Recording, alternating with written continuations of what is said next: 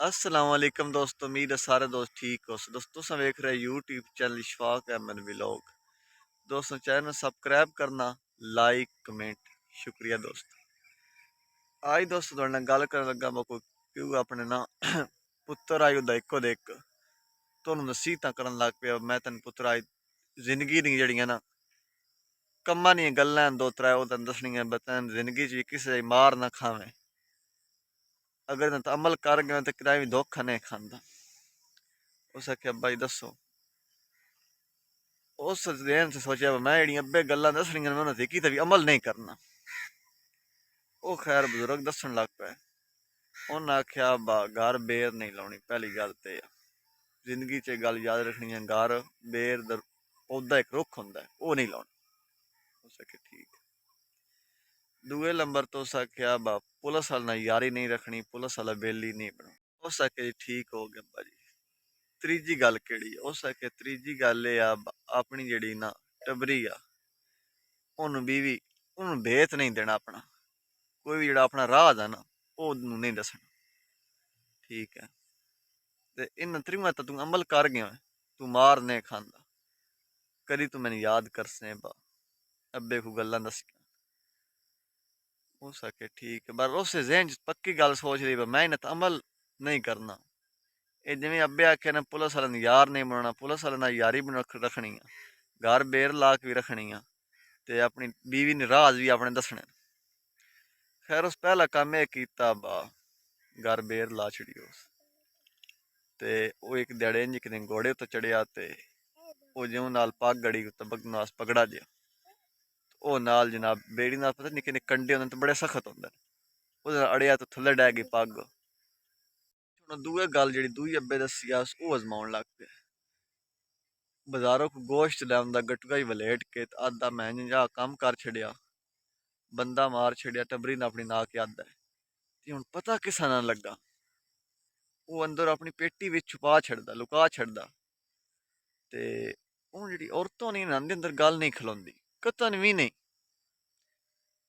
गवारनी कोल बेही सनो ओनू आखे सनो अलगो ना किसा ना लगा लवी आ उस कम कर छड़ी कर माले असी तुजड़ विसा।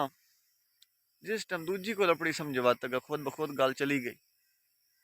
ओ खैर इंज ही ना उस आख्या मैं हुण बाजार चला, हुण तू चुप करके बह भाई ना किसा गल नवी। उस आखे तोबा कर मैं किदा लेना। वो इंज ओदा जेहड़ा पुलिस वाला कोई यार आई ना वो ओदे घर गया ओनू मिलन। तो पुछदा भाई मेरा बिरा के दई। वो आदि अब्बा इंज कि बाजार गया। टबरी पुलिस वाला आंदा ओनू मिलन तो पुछदा मेरा बिरा किदा। तो आदि कि तन दसी उस तक माले नवा गड़ा गा छड़ी। बैंक बंदा मारिया सू तो वलेट के गटका विच पा के आंदा सू तो ओ दबिया सू इत्थे करके लुका गई। तो आप बाहर निकल गई, असी तो जुड़ गए उस। पुलिस वाले जियों उस आखे शिकार तो लभ गया, ओवा नहीं तो मैं थाने इतला कर। ओ गया जनाब थाने। ਉਹ ਥਾਂ ਯਾਦ मैं तो बहना कोई तू समझ जो है मेरे जेड़ा बेली है फलाना मेरी मजबूरी है, मैं ना आवे सकते पूरे घर दी ना तलाशी लो। पुलिस आ गई तलाशी ली तो अगू कुछ निकलिया। ਉਹ जनाब चैकन की उन्हें तो बकरे का जी गोश्त दूजा जानवर का इधर तो आ गया। उस आख्या बे मैं इस वास्ते हूँ गल करन दा मकसद यह है।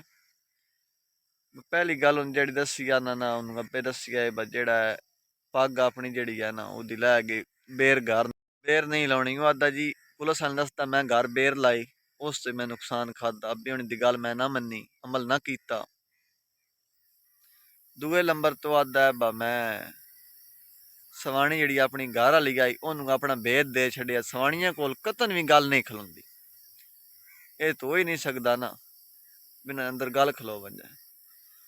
ते त्रीए नंबर तो आदा पुलिस वाला जानूंगा आई बिरा बनाया भाई ते बारह लोसे की तो अस चुप करके आख्या थाने गया थोड़े कोल। मैं तो नहीं बहना आप तो आया कोई दुन गलिया सो। उस आख्या अब्बे दियां त्रै गल्लां सचियां निकलियां ना, लेकिन जेह्ड़े सन वडेरे गल्लां दसदे असीं उन्हां ते अमल कोई ना करदे। ईमान नाल करी अमल करिए तो सन जिंदगी च असीं किसा जाई मार ना खांदे। ठीक है ना। सियाणियां दी गल्लां बड़ियां सुनने वालियां होंदियां ते बड़ियां अमल करना चाहिए। हसदे रवो वसदे रवो ते निक्कियां गल्लां दसदे रवो।